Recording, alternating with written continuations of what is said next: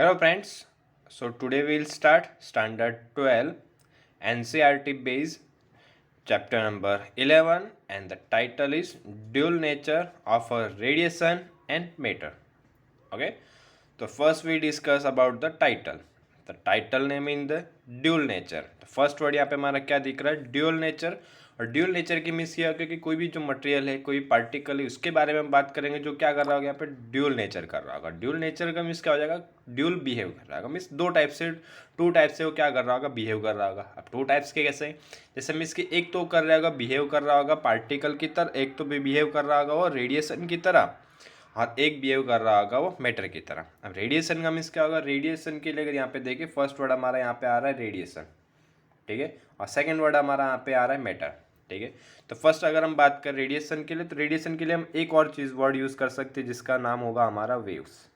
और वेव्स और ऑलरेडी हमें पता है, वेल नॉन वर्ड से सबको इजीली पता चल जाता है वेव्स किसको हम कंसिडर करते हैं। इसकी अगर कोई भी चीज़, जैसे कि अगर कोई भी चीज़ क्या अगर इस तरह से अगर मोशन कर रही होती है तो उसको हम क्या कंसीडर करते हैं, वेव्स कंसीडर करते हैं। अब वेव्स के लिए अगर हम एग्जांपल की बात करें तो sound wave, light wave, water wave. और वाटर वेव के लिए अगर देखें तो नॉर्मली हमें कहाँ दिखाई देती है, जो सीस होते हैं वहाँ पे, अगर समुद्र किनारे तुम घूमने जाओगे तो वहाँ पे जो वाटर होता है जो और आता है, वो टाइड्स जो होती है वो किस फॉर्म में आती है, वेव के फॉर्म में आती है, ठीक है।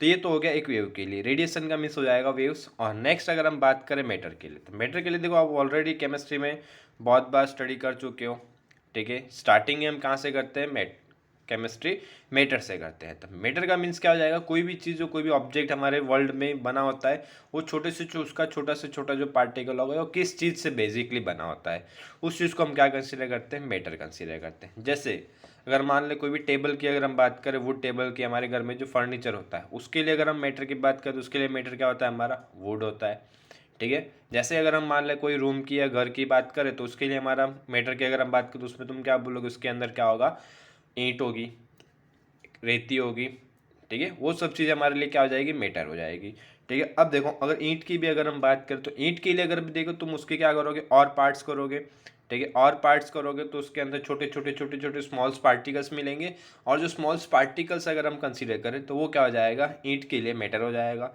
ठीक है। इसी तरह से हर चीज़ के लिए अगर हम छोटे छोटे स्मॉल पार्टिकल करते आते तो लास्ट में एक जाके हमें एक अनडिविजिबल पार्टिकल मिलता है, ठीक है। अनडिविजिबल सेल मिलता है जिसको हम और डिवाइड नहीं कर सकते, तो वो चीज़ हमारे किसके लिए हो जाएगी, वो चीज़ को हम बोलते हैं एटम, ठीक है।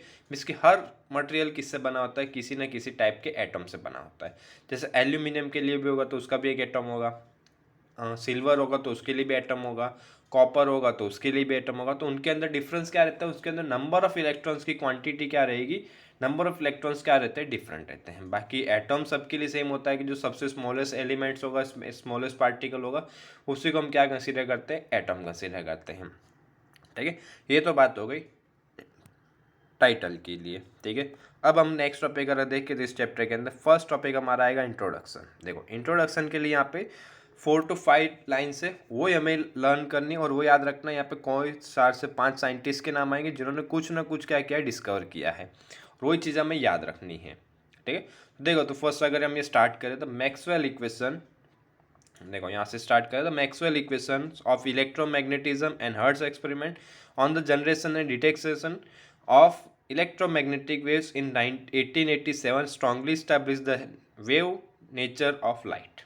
मीन्स की 1887 में मैक्सवेल ने इक्वेशंस बनाए थे इलेक्ट्रोमैग्नेटिज्म के लिए, और हर्ट्स ने क्या किया था, एक्सपेरिमेंट्स किया था। और इसी चैप्टर में हम आगे एक टॉपिक भी देखेंगे हर्ट्स एक्सपेरिमेंट, और उसके अंदर हम पूरा डिटेल में डिस्कस करेंगे। तो अभी उन्होंने क्या किया था, उन्होंने ये चीज़ डिस्कस की थी और ये स्ट्रांगली इसके ऊपर प्रूफ किया था कि जो लाइट होती है वो किसकी तरह बिहेव करती है, वेव नेचर की तरह। देखो तो फर्स्ट एक पॉइंट यहाँ में मिल जाएगा, जो लाइट होती है हमारी की इसकी बोलती है वेव नेचर की। और लाइट के लिए अगर हम बात करें तो लाइट के लिए देखो अगर तुम यूज़ करना चाहो तो एक और वर्ड यूज़ करते हो जिसको हम बोल सकते हैं इलेक्ट्रोमैग्नेटिक वेव्स।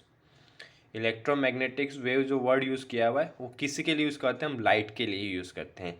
नॉर्मली हम लाइट बोलते हैं लेकिन वो जो लाइट होती है वो हमारी बनी किससे होती है, इलेक्ट्रोमैग्नेटिक वेव से बनी होती है, ठीक है। और इसी के बाद अगर नेक्स्ट अगर हम देखें towards the same period at the end of 19th century the experimental investigations on the conduction of electricity through gases at a low pressure in a discharge tube lead to many historic discoveries, ठीक है। और देखो ऐसा experiments किए थे और क्या बोला हुआ है, देखो थोड़ा सा उसके लिए अगर हम डिटेल में डिस्कस करें, मिस ये बोला है कि अगर कोई ट्यूब हो, जैसे कि मान लो अगर ये ट्यूब होती है और ट्यूब के अंदर अगर हम क्या कर ले, मान लो चार्ज को ऐसे फ्लो करेंगे, चार्ज को अगर हम इस डायरेक्शन में फ्लो कर रहे हैं और ट्यूब के अंदर हमने क्या फिल करके रखा हुआ है, गैस फिल कर रखा हुआ है, ठीक है। तो क्या चीज़ होती है कि जैसे हम इलेक्ट्रॉन्स को, इलेक्ट्रिक चार्जेस को ट्यूब के थ्रू फ्लो कर रहे हैं, तो मोशन करवा रहे हैं, तो उसके अंदर जो गैस के पार्टिकल्स हैं उनके साथ कंटिन्यूसली क्या हो रहा होगा, कोलाइड हो रहा होगा, और दो चीज़ों के बीच में कोलाइड है तो वहाँ पे क्या होता है, लाइट प्रोड्यूस होता है, ठीक है। तो ये चीज़ें, और इसके लिए भी हम डिटेल में डिस्कस करेंगे कि कैसे फ्लो होता है, कैसे प्रोड्यूस होगा, कितनी लाइट प्रोड्यूस होगी, कितने पार्टिकल्स इन कितनी स्पीड से कराएंगे, वो सब चीज़ के लिए हम फॉर्मूला देखेंगे, ठीक है। अभी के लिए सिर्फ इतना सा बोला है कि कोई ट्यूब होती है, उसके अंदर गैस फिल करके अगर हम उसमें से क्या करें, लाइट इलेक्ट्रिक पार्टिकल्स पास करेंगे तो गैस पार्टिकल्स के साथ कोलाइड होंगे और जिसकी वजह से वहाँ पे क्या प्रोड्यूस हो सकता है, लाइट्स प्रोड्यूस होगी। अब वहाँ पे जो लाइट प्रोड्यूस होती है वो किस पे डिपेंड होगी, वो एक चीज़ पे डिपेंड होगी। ये जो हमने ट्यूब बनाते हैं, अगर हम बात करें तो नॉर्मली अगर ट्यूबलाइट की बात करें तो ट्यूबलाइट के ऊपर देखा तुमने होगा, तो वहाँ पे जो ग्लास होता है वाइट कलर का होता है, तो इसकी वजह से उसमें से लाइट्स प्रोड्यूस होती है वो कौन से कलर की होती है, वाइट कलर की होती है। और दूसरे हमने एक एग्जांपल जो देखे होते हैं जो हम यूज़ करते हैं 0 वाट बल्ब के लिए, ठीक है। और या फिर बोल सकते हो, हाँ 0 वाट बल्ब के लिए या फिर दूसरे अलग टाइप्स के बल्ब के लिए बोल सकते हो, तो उसमें हम येलो कलर भी यूज़ करते हैं, रेड कलर भी होता है, ग्रीन कलर भी होता है। इस टाइप के जो कलर होते हैं वो किसके होते हैं, ग्लास के कलर होते हैं। और ग्लास के कलर की वजह से उसके अंदर से जो लाइट प्रोड्यूस होती है वो भी हमें कैसी दिखाई देती है, उसी कलर की हमें दिखाई देती है, ठीक है। मिस इन शॉर्ट अगर हम बोलना चाहें तो जो लाइट प्रोड्यूस हो रही है उसका जो कलर है वो किस पे डिपेंड रहता है, वो डिपेंड रहता है हमारा ग्लास के टाइप पे, ग्लास के नेचर पे। ग्लास अगर ब्लैक है तो लाइट ब्लैक प्रोड्यूस होगी, ग्लास ग्रीन है तो लाइट ग्रीन होगी, ग्लास ब्लैक है तो ब्लैक ग्रीन है तो ग्रीन लाइट प्रोड्यूस होगी, येलो है तो येलो कलर की लाइट हमें वहाँ पे दिखाई देती है, ठीक है। लाइट सब एक जैसे ही प्रोड्यूस होती है बट अलग अलग कलर्स के डिफाइन हमें डिफरेंट चेंजेस क्यों देखने को मिलते हैं, क्योंकि जो ग्लास होता है उसकी वजह से चेंजेस रहता है, ठीक है। अब देखो इसी में अगर हम आगे नेक्स्ट बढ़े तो एक चीज़ आएगी, द डिस्कवरी ऑफ एक्सरे। सबसे पहले जो एक्सरेज था उसका डिस्कवर किसने किया था, रॉन्जन ने। ये चीज़ याद रखनी है, इसमें से एक क्वेश्चन आ सकता है। और फर्स्ट पैराग्राफ में से अगर देखेंगे ना इंट्रोडक्शन में, तो इसमें से एमसीक्यू आने के काफ़ी चांसेस रहेंगे। तो फर्स्ट हमारा डिस्कवरी आएगा the discovery of X-rays by Rontgen in 1895। देखो यहाँ पे ईयर याद रखने की कोई जरूरत नहीं, सिर्फ ये याद रखना क्या डिस्कवर किया था और किसने डिस्कवर किया था। एक्सरे डिस्कवर किया था और किसने किया था, रॉन्जन ने, इन 1895 ऑफ इलेक्ट्रॉन्स। और सेकंड अगर बात करें तो electron by J Thomson in 1897। देखो दो चीज़ें मिल गई। तो फर्स्ट हो गया the discovery of X-ray Rontgen in 1895 and the second electron by J Thomson. इसकी फर्स्ट एक्सरे किसने डिस्कवर किया था, रॉन्जन ने, और इलेक्ट्रॉन किसने डिस्कवर किया था, जे थॉमसन ने, ठीक है। दो चीज़ें, दो वर्ड यहाँ से याद रखना और एमसीक्यू बन सकता है, ईयर याद रखने की ज़रूरत नहीं है, ठीक है। और थोड़ा अगर डिटेल में तो थॉमसन इन 1897, ठीक है। थोड़ा और डिटेल में जाते हैं, देखो तो क्या बोला, in Thomson in 1897 word important milestone the understanding of atomic structure. और जे थॉमसन ने और एक चीज़ बताते हैं कि एटॉमिक स्ट्रक्चर के भी बारे में बताया, तो वही हम डिटेल में आगे डिस्कस करेंगे, ठीक है। It was found that at sufficiently low pressure of about 0.001 mm of mercury column a discharge took place between the two electrodes on applying electric fields to the gas discharge in tube। देखो अभी जो मैंने बताया था discharge tube होगी, उसके अंदर gas fill होगी और उसके अंदर हम क्या करेंगे, इलेक्ट्रिक फील्ड अप्लाई करेंगे, मीन्स की इलेक्ट्रिक चार्जेस को फ्लो कराएंगे। और वहाँ पे क्या होगा, the fluorescence glow appeared on the glass opposite to cathode and the colour of glass. देखो अब आ गया the colour of glow. Glow means की वहाँ पे जो लाइट प्रोड्यूस हो ना उसकी बात कर रहे हैं, ग्लो को वहाँ पे वर्ड यूज़ किया हुआ उन्होंने। The glow colour of glow of the glass depends on the types of glass. इसके ग्लास के टाइप पे डिपेंड करेगा कि कौन से कलर के वहाँ पे जो लाइट प्रोड्यूस होगी, ठीक है। और देखो यहाँ पे एग्जाम्पल में उन्होंने दिया हुआ है, ये रहा, it is being yellowish green for a soda glass. अब यहाँ पे अगर देख रहे हो तो फर्स्ट क्या आ रहा है हमारा, सोडा ग्लास। तो अब ये सोडा ग्लास किस पे डिपेंड होता है, या सोडा ग्लास किस टाइप का होता है, जो हमारी बोटल्स वगैरह होती है, कोल्ड ड्रिंक्स वगैरह के लिए हम जो बोतल यूज़ करते हैं उसी का जो ग्लास होता है उसको हम क्या कंसीडर करते हैं, सोडा ग्लास कंसीडर कर सकते हो, ठीक है। तो ये चीज़ होगा, the causes of this influence was attributed to the radiation which appear to be coming from the cathode.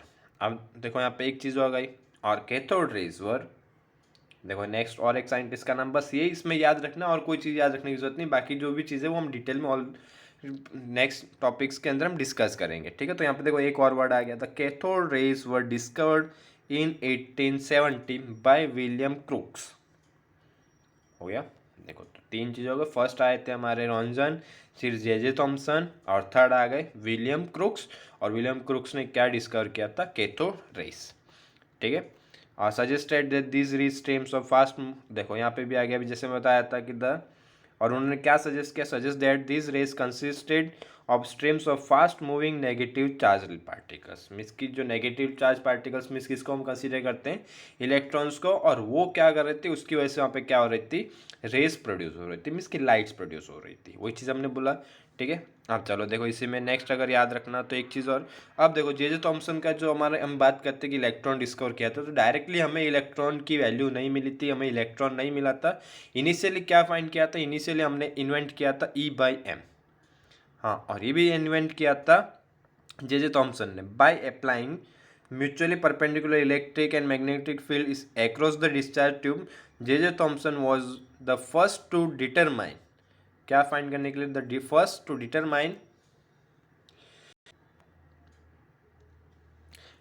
Determine, the specific charges, charge to mass ratio. तो उन्होंने फर्स्ट क्या फाइंड किया था, charge to mass ratio, means कि E/m की value find की थी सबसे फर्स्ट किसने, जे थॉमसन ने।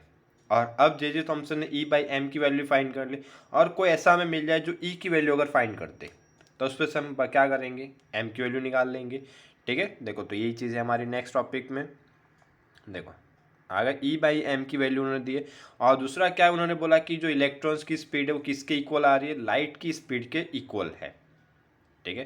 तो ये चीज़ बोल सकते हो कि जो लाइट प्रोड्यूस हो रही है वो किसकी वजह से हो सकती है, इलेक्ट्रॉन्स की, क्योंकि जितनी इलेक्ट्रॉन्स की स्पीड है और लाइट की जो स्पीड है वो लगभग इक्वल जैसी आ रही है। इसके लिए बोल सकते हैं कि अगर इलेक्ट्रॉन की स्पीड हम ज़्यादा कर रहे हैं, उतनी रख रहे हैं, इसके लिए लाइट की स्पीड भी हमें उतनी मिल रही है, ठीक है। और अब देखो यहाँ पे अगर हम चीज़ देखें तो यहाँ पे एक चीज़ रहेगी कि अब जो ये E/m था उसके अंदर हमने ये कंसीडर किया कि जो E की वैल्यू थी, अब E की वैल्यू फाइंड की थी भी बता देते हैं थ्रू हिज, देखो यहाँ से हम consider for each epoch making discovery of electron through his theoretical and experimental investigations, ठीक है। देखो investigation on conduction of electricity by gases and he was awarded in 1906। और देखो यहाँ पे एक चीज़ और रहेगी, हम देखो ये राजेश थॉमसन,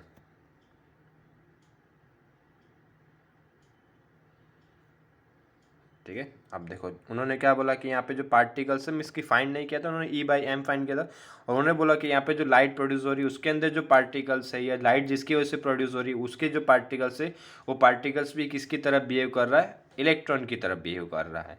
तो उन्होंने देखो यहाँ पे चीज़, all this particles through under different condition व identical nature and J Thomson in 1897 this particles name this particles as a electron.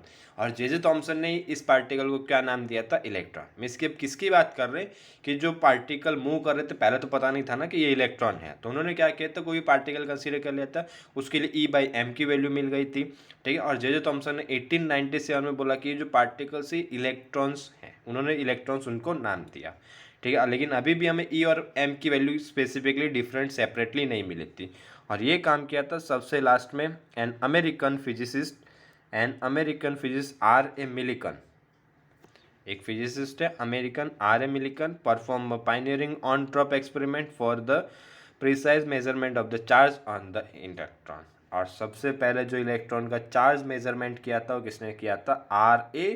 Millikan. ये वर्ड याद रखना। अब देखो E/m में अगर तुम्हें E मिल गया और m की वैल्यू अगर मिल गई, ठीक है, E की वैल्यू अगर तुम्हें मिल गई तो वहाँ से तुम क्या कर सकते हो, m की वैल्यू इजीली हम कैलकुलेट कर सकते हैं, ठीक है। और from the value of E specific charge the mass of electron could be determine.